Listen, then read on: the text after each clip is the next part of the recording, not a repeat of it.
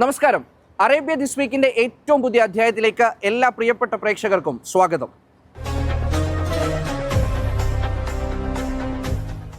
ഒരിടവേളയ്ക്ക് ശേഷം ഗൾഫ് മേഖലയിൽ നിന്നും സംഘർഷത്തിന്റെ വാർത്തകൾ വരികയാണ്. ഇറാനുമായുള്ള വെടിനിർത്തൽ അവസാനിച്ചുവെന്നും വേണമെങ്കിൽ ചർച്ചയാകാമെന്നുമാണ് അമേരിക്കൻ പ്രസിഡന്റ് ഡൊണാൾഡ് ട്രംപ് പറയുന്നത്. ഖത്തർ ഉൾപ്പെടെയുള്ള രാജ്യങ്ങൾ മധ്യസ്ഥ ശ്രമം തുടരുകയാണ്.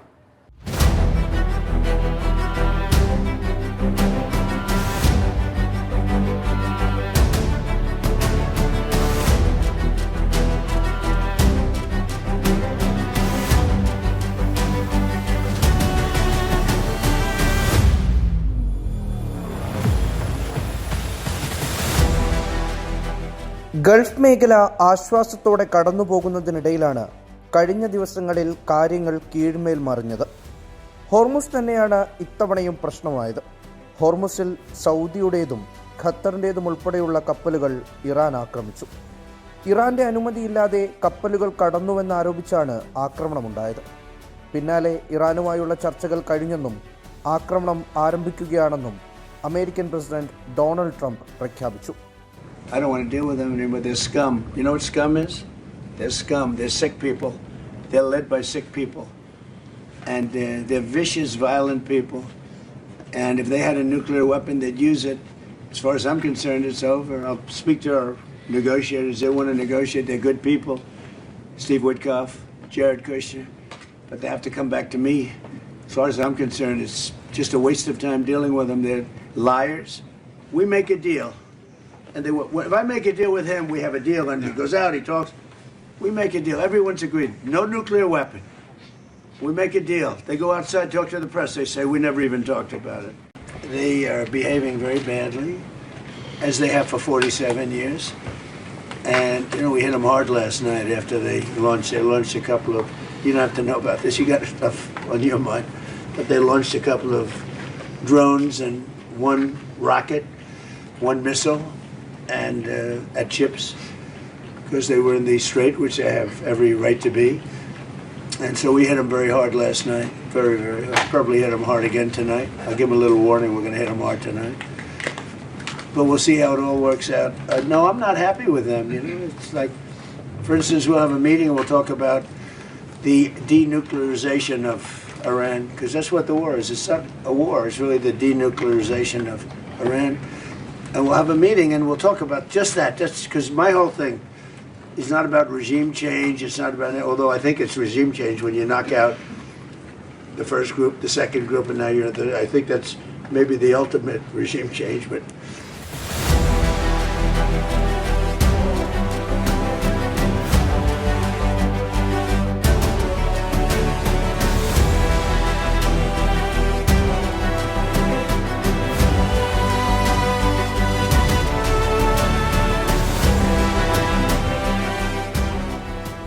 ശക്തമായ ആക്രമണമാണ് ഇറാന് നേരെ ഉണ്ടായത്. പ്രത്യാക്രമണം ഗൾഫ് രാജ്യങ്ങൾക്ക് നേരെയും ഉണ്ടായി. ഖത്തർ, കുവൈറ്റ്, ബഹ്റൈൻ എന്നീ രാജ്യങ്ങൾക്ക് നേരെയാണ് ആക്രമണമുണ്ടായത്. കാര്യമായ നാശനഷ്ടങ്ങളോ ആളപായമോ റിപ്പോർട്ട് ചെയ്തിട്ടില്ല. മധ്യസ്ഥ ശ്രമങ്ങൾക്ക് ചുക്കാൻ പിടിച്ചിരുന്ന ഖത്തർ ഇതോടെ പരസ്യമായി ഇറാനെതിരെ രംഗത്തെത്തി. ചെറിയ നേട്ടങ്ങൾക്ക് വേണ്ടി മേഖലയിലെ മറ്റു രാജ്യങ്ങളുടെ സ്വത്തുക്കൾ നശിപ്പിക്കുന്നത് നിർത്തണമെന്ന് ഖത്തർ ഇറാനോട് ആവശ്യപ്പെട്ടു. സംഭവത്തിലുണ്ടാകുന്ന എല്ലാ പ്രത്യാഘാതങ്ങൾക്കും നഷ്ടങ്ങൾക്കും പൂർണ്ണ ഉത്തരവാദി ഇറാൻ മാത്രമായിരിക്കുമെന്നും ഖത്തർ മുന്നറിയിപ്പ് നൽകി. ഖത്തർ വിദേശകാര്യ മന്ത്രാലയവും ആക്രമണത്തിൽ പ്രതിഷേധിച്ച് ഇറാന്റെ ഡെപ്യൂട്ടി അംബാസിഡറെ വിളിച്ചു വരുത്തി. പ്രതിഷേധക്കുറിപ്പ് കൈമാറി. സംഭവത്തിൽ വിശദീകരണം നൽകാനും മേഖലയുടെ സുരക്ഷയെ ബാധിക്കുന്ന നടപടികൾ ഉടൻ അവസാനിപ്പിക്കാനും ഖത്തർ ആവശ്യപ്പെട്ടു.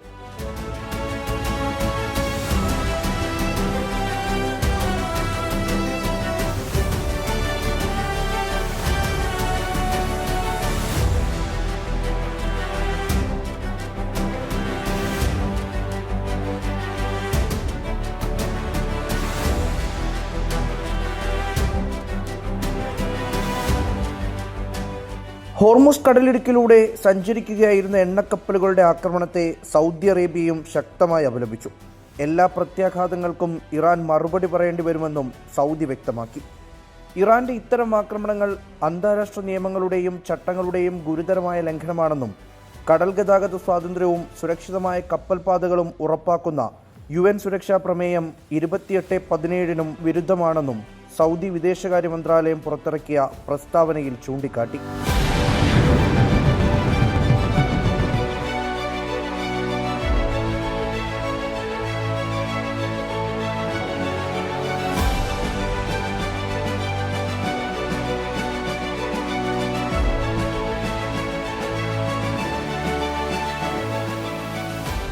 അടിക്കടി തീരുമാനം മാറ്റുന്നവരാണ് ഇറാനെന്നും അവരെ വിശ്വസിക്കാനാകില്ലെന്നും ഡൊണാൾഡ് ട്രംപ് പറഞ്ഞു.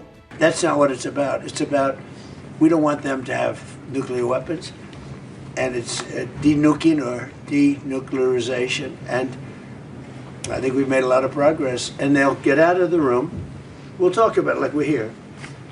They'll agree on everything, and then they'll go and have a news conference and say we never even talked about it. They're cuckoo.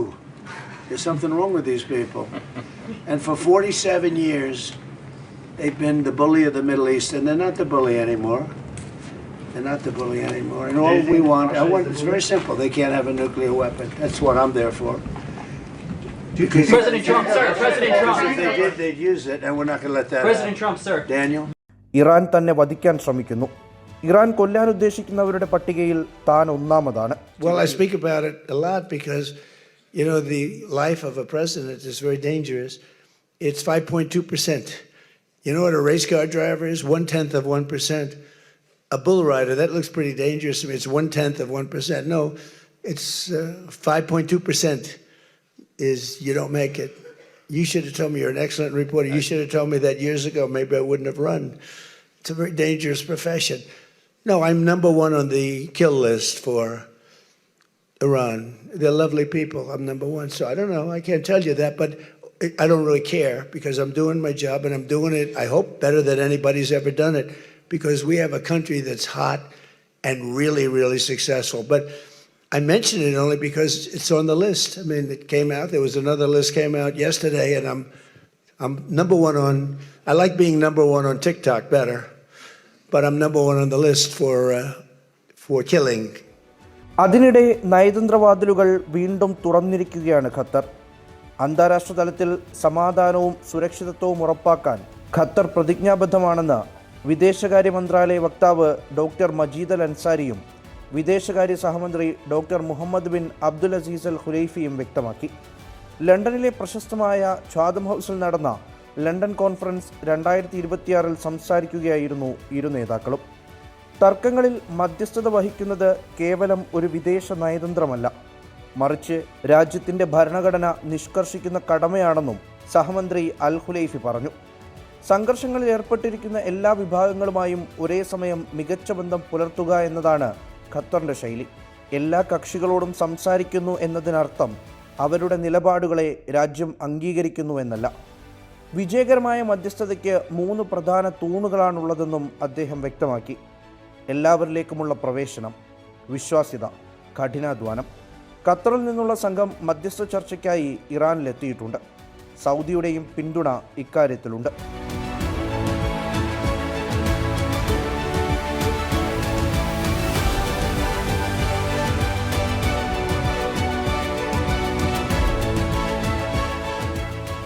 ഇതിനിടെ സംഘർഷം അവസാനിപ്പിക്കാനും ചർച്ചകൾ തുടരാനും തയ്യാറാണെന്ന് ട്രംപും വ്യക്തമാക്കിയിട്ടുണ്ട്. എന്നാൽ വെടിനിർത്തൽ കഴിഞ്ഞുവെന്ന് അദ്ദേഹം ആവർത്തിച്ചു പറയുന്നു. ഇറാനാണ് സമാധാനത്തിനായി സമീപിച്ചതെന്നും ട്രംപ് അവകാശപ്പെടുന്നു. ആക്രമണത്തിൽ അയവ് വരുത്തുന്നതിനപ്പുറം ശാശ്വതമായ ഒരു സമാധാന കരാറിനാണ് ലോകം കാത്തിരിക്കുന്നത്.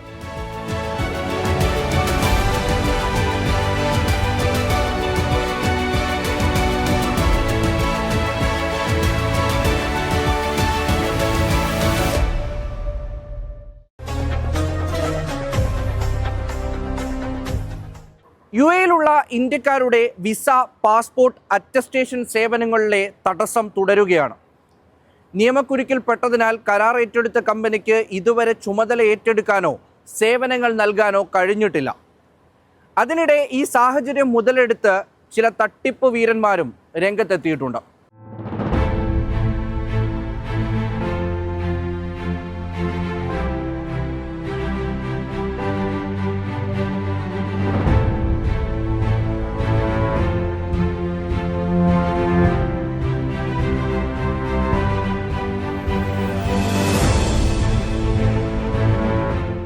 UAE ഇന്ത്യക്കാരുടെ പാസ്പോർട്ട്, വിസ, അറ്റസ്റ്റേഷൻ തുടങ്ങിയ സേവനങ്ങൾക്ക് കരാർ ലഭിച്ച അൽ ഹിന്ദ് ട്രാവൽസിന് ചുമതല ഏറ്റെടുക്കാനാകാത്തത് വലിയ പ്രതിസന്ധിയാണ് ഉണ്ടാക്കുന്നത്.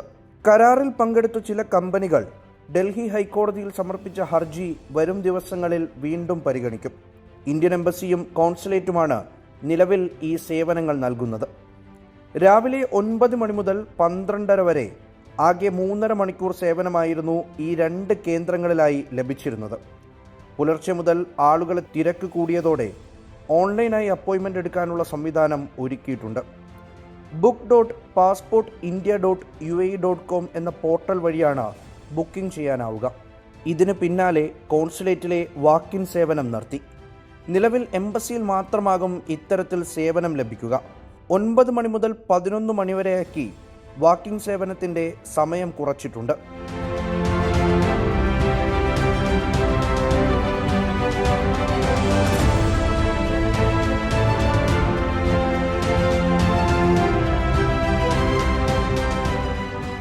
നവജാത ശിശുക്കളുടെ അടിയന്തര കേസുകൾക്കും എമർജൻസി സർട്ടിഫിക്കറ്റുകൾക്കും മുൻഗണന ലഭിക്കും. ദീർഘനേരം വരിയിൽ നിൽക്കുന്നത് ഒഴിവാക്കാൻ ഓൺലൈൻ ബുക്കിംഗ് പ്രയോജനപ്പെടുത്തണമെന്ന് അധികൃതർ അറിയിച്ചു. മുൻകൂട്ടി അപ്പോയിൻമെൻ്റ് എടുത്തവർക്ക് 15 മിനിറ്റ് മുൻപ് മാത്രമേ ഓഫീസുകളിൽ പ്രവേശനം അനുവദിക്കുകയുള്ളൂ. അപേക്ഷകർക്ക് മാത്രമേ ഓഫീസിനുള്ളിൽ കടക്കാൻ കഴിയുകയുള്ളൂ. ഓരോ സേവനങ്ങൾക്കും ഓരോ ഗേറ്റിലൂടെയാകും പ്രവേശനം. ഫോട്ടോ, ഒപ്പ് എന്നിവയുടെ നിലവാരം പരിശോധിച്ച ശേഷമാകണം അപ്ലോഡ് ചെയ്യേണ്ടത്. കൃത്യമായ ചില്ലറ തുകയടക്കം കൈവശം വയ്ക്കണമെന്നും നിർദ്ദേശമുണ്ട്.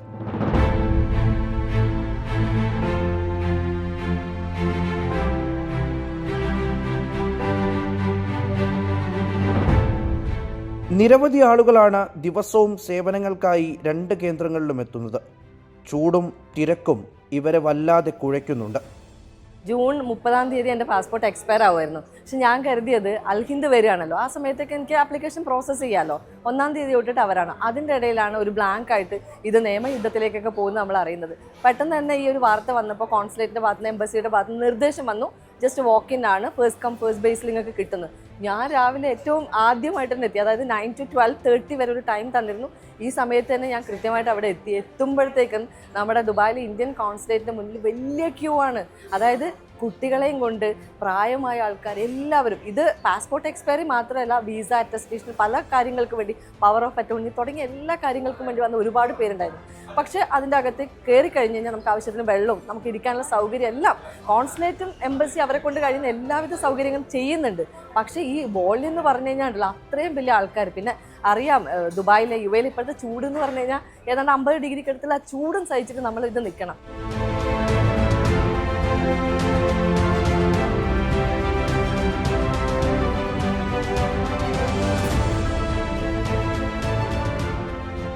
$450 ഒരു 36 പേജിൽ എൻ്റെ പാസ്പോർട്ടിന് ഞാൻ അപ്ലൈ ചെയ്തത്. 450 കൃത്യമായിട്ട് കാശ് കൊണ്ടുവരണം, കാർഡൊന്നും എടുക്കില്ല എന്ന് ഇവർ പറഞ്ഞത്. ഇത് കഴിയുമ്പോഴാണ് അവിടെ 450 കൊടുക്കുമ്പോഴാണ് പറയുന്നത് 450 മാത്രമല്ല +8, 450 8 ദിർഹം സർവീസ് ചാർജ്. അതെൻ്റെ കയ്യിലില്ല, കാർഡ് മാത്രമേ ഉള്ളൂ. വീണ്ടും പോയിട്ട് അടുത്തൊന്നും ATM ഇല്ല. വീണ്ടും ഈ ചൂടത്ത് പോയിട്ട് നമ്മൾ വണ്ടി എടുത്ത് അടുത്ത സ്ഥലത്ത് പോയിട്ട് ഇതെടുത്ത് വീണ്ടും വന്നിട്ട് വേണം ഇത് കൊടുക്കാൻ. പക്ഷെ നമുക്കൊരു സ്ലിപ്പ് തരുന്നതുകൊണ്ട് തന്നെ നമുക്ക് പിന്നെ ഒരു ക്യൂ നിൽക്കേണ്ട ആവശ്യമില്ല, നമുക്ക് കയറി പോവാം. വിവിധ സംഘടനകളും പ്രവാസികളും നേരിടുന്ന ബുദ്ധിമുട്ടുകൾ ചൂണ്ടിക്കാട്ടി രംഗത്തെത്തിയിട്ടുണ്ട്. സ്കൂളുകളൊക്കെ ലീവ് വന്നിരിക്കുന്ന ഈ കാലഘട്ടത്തിൽ പ്രവാസികളൊക്കെ നാട്ടിലേക്ക് യാത്ര ചെയ്യാനുള്ള തയ്യാറെടുപ്പിലാണ്. ഈ യാത്രയ്ക്ക് തൊട്ടു മുമ്പായിരിക്കും ചിലപ്പോൾ കുട്ടികളുടെയും ഒക്കെ പാസ്പോർട്ടുകൾ നമ്മൾ ചെക്ക് ചെയ്യുന്നത്. ഈ നാട്ടിൽ നിന്ന് 5 വർഷത്തേക്കും 2 വർഷത്തേക്കും ഇഷ്യൂ ചെയ്തിരിക്കുന്ന പാസ്പോർട്ടുകൾ ചിലപ്പോൾ അത് എക്സ്പയർ ആയിട്ടുണ്ടാകും.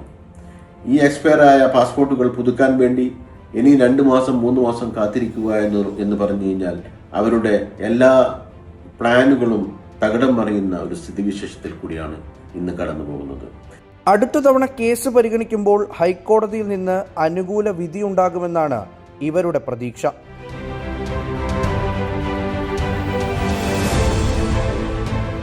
അതിനിടെ പാസ്പോർട്ട്, വിസ സേവനങ്ങൾക്കായി ഏജന്റുമാർക്ക് പണം നൽകി വഞ്ചിതരാകരുതെന്ന് UAE ഇന്ത്യൻ എംബസി മുന്നറിയിപ്പ് നൽകി.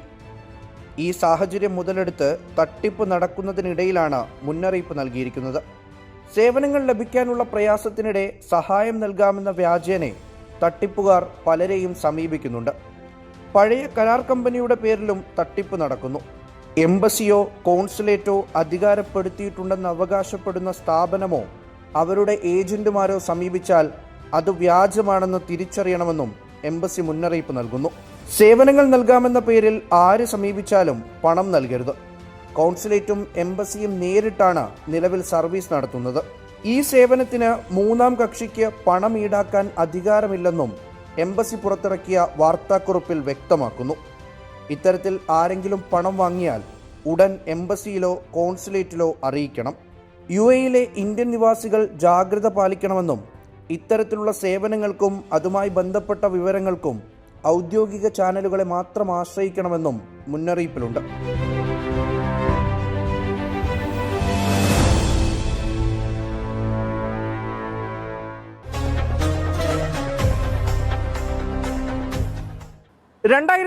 മുൻപുള്ള 2 പതിറ്റാണ്ട് ഇന്ത്യയിൽ നിന്നും ഗൾഫ് രാജ്യങ്ങൾ ഉൾപ്പെടെയുള്ള 18 രാജ്യങ്ങളിലേക്ക് പോയ ബിരുദമില്ലാത്തവരിൽ നിന്നും ഒരു പ്രത്യേക തുക കേന്ദ്ര സർക്കാർ ഈടാക്കിയിരുന്നു.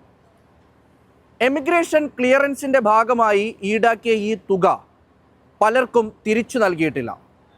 ആ തുക എവിടെയെന്ന് ചോദിക്കുകയാണ് കേരള ഹൈക്കോടതി.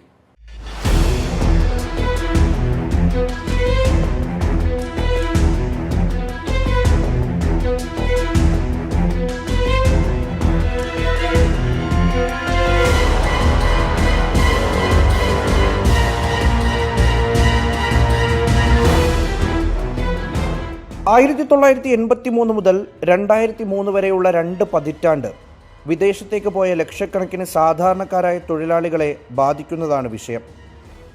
ഡിഗ്രി ഇല്ലാത്തവർക്ക് എമിഗ്രേഷൻ ക്ലിയറൻസിനായി 1 വർഷത്തേക്കുള്ള വിമാന ടിക്കറ്റ് നിരക്കിന് തുല്യമായ തുക സെക്യൂരിറ്റി നിക്ഷേപമായി ഈടാക്കിയിരുന്നു.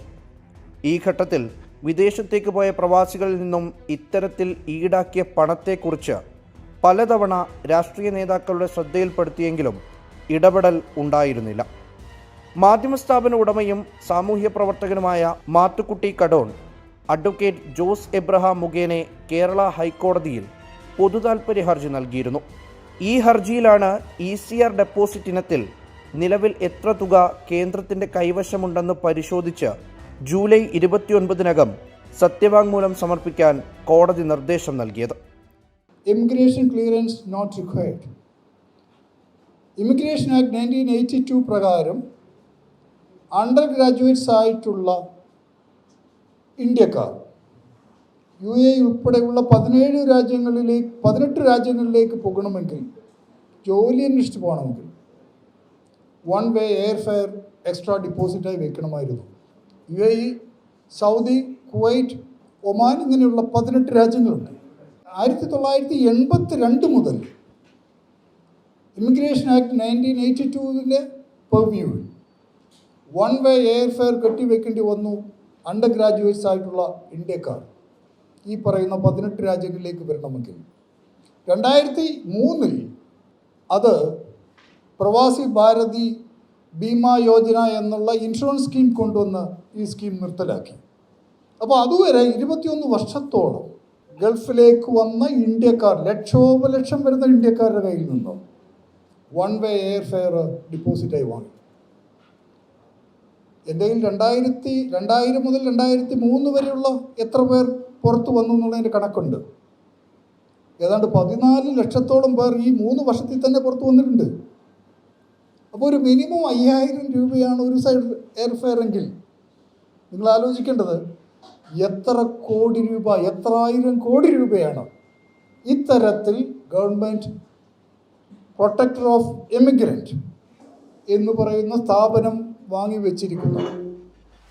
രാജ്യത്തെ വിവിധ പ്രൊട്ടക്ടർ ഓഫ് എമിഗ്രൻസ് ഓഫീസുകളിൽ നിന്ന് വിവരങ്ങൾ ശേഖരിക്കാൻ 1 മാസത്തെ സമയം വേണമെന്ന് കേന്ദ്ര സർക്കാരിന് വേണ്ടി ഹാജരായ ഡെപ്യൂട്ടി സോളിസിറ്റർ ജനറൽ OM ശാലീന കോടതിയെ അറിയിച്ചു.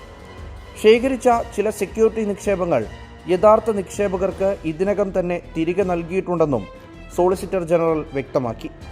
എന്നാൽ 2003 പ്രവാസി ഭാരതീയ ബീമാ യോജന നിലവിൽ വന്നതോടെ ഈ നിക്ഷേപ രീതി അവസാനിപ്പിച്ചെങ്കിലും ഇതുവരെ എത്ര തുക കൈവശമുണ്ടെന്ന വിവരങ്ങൾ പൊതുജനങ്ങൾക്ക് ലഭ്യമാക്കിയിട്ടില്ലെന്നും ഹർജിയിൽ ചൂണ്ടിക്കാട്ടുന്നുണ്ട്. 2006 ടി കെ ഹംസ പാർലമെൻറ്റിൽ ഒരു ചോദ്യം ചോദിച്ചു. ഈ ഇനത്തിൽ ഇമിഗ്രേഷൻ ക്ലിയറൻസ് നോട്ട് റിക്വയർഡ് എന്നുള്ള പേരിൽ എത്ര ക്യാഷ് വാങ്ങിച്ചിട്ടുണ്ട്? അദ്ദേഹം ആ കത്തിൽ സൂചിപ്പിച്ചിരുന്നത് 5000-ലധികം കോടി രൂപയുണ്ട്, ഇത് ഡെഡ് മണിയായി കേന്ദ്ര ഗവൺമെൻറ്റിൻ്റെ കയ്യിലുണ്ട് എന്നാണ്. ഇത് പ്രവാസികളുടെ കാശാണ്. അപ്പോൾ 5000 കോടി രൂപയാണ് 2006 അന്നുണ്ടായിരുന്നത് എങ്കിൽ ഇന്ന് 20 കൊല്ലത്തിന് ശേഷം നാം നോക്കുമ്പോൾ ആ സംഖ്യ എത്തി നിൽക്കുന്നൊരു വലിയ ഭീമാകാരമായ സംഖ്യയാണ്. ഈ സംഖ്യ വാങ്ങിച്ചത് എന്തിനാണ്? നിങ്ങൾക്ക് എല്ലാവർക്കും അറിയാം. ഈ എമിഗ്രേഷൻ ക്ലിയറൻസ് നോട്ട് റിക്വയർഡ് എന്നുള്ള ഈ സ്റ്റാമ്പിന് വേണ്ടി എന്തിനാണ് ഈ ക്യാഷ് വാങ്ങിച്ചത്?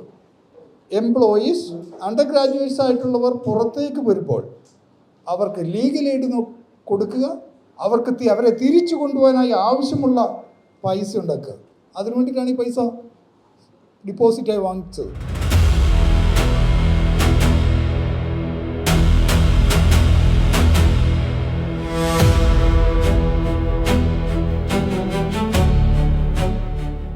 UAE, സൗദി, കുവൈറ്റ് ഉൾപ്പെടെ 18 രാജ്യങ്ങളിലേക്ക് പോയ പ്രവാസികളാണ് ഈ നിയമത്തിൻ്റെ പരിധിയിൽ വന്നിരിക്കുന്നത്. അർഹരായ ഗുണഭോക്താക്കൾക്ക് തുക റീഫണ്ട് ചെയ്യാനും അവകാശികളില്ലാത്ത തുക പ്രവാസി ക്ഷേമത്തിനായി വിനിയോഗിക്കാനും ആവശ്യമായ നിർദ്ദേശങ്ങൾ നൽകണമെന്നും ഹർജിയിൽ പറയുന്നുണ്ട്. ഈ പറയുന്ന സംഖ്യ എവിടെയാണ്? ഇതിൽ എത്ര പേർ തിരിച്ചു വാങ്ങിച്ചിട്ടുണ്ട്? ഈ സംഖ്യ പ്രവാസികളുടെ പുനരധിവാസത്തിനായി ഉപയോഗിക്കുമോ? കേന്ദ്ര ഗവൺമെൻറ്റിൻ്റെ കൈവശം അല്ലെങ്കിൽ പ്രൊട്ടക്ടർ ഓഫ് ഇമിഗ്രൻറ്റിൻ്റെ കൈവശം ഇത്തരം കാശുണ്ടെങ്കിൽ ഈ ക്യാഷ് റീഫണ്ട് കൊടുത്തതിന് ശേഷം ബാക്കിയുള്ള ക്യാഷ് പ്രവാസികളുടെ പുനരധിവാസത്തിന് വേണ്ടി ഉപയോഗിക്കണം എന്നാണ് എൻ്റെ prayer. Chief justice Soumen Sen, justice Shyamkumar VM എന്നിവരടങ്ങിയ ബെഞ്ചാണ് കേസ് പരിഗണിക്കുന്നത്.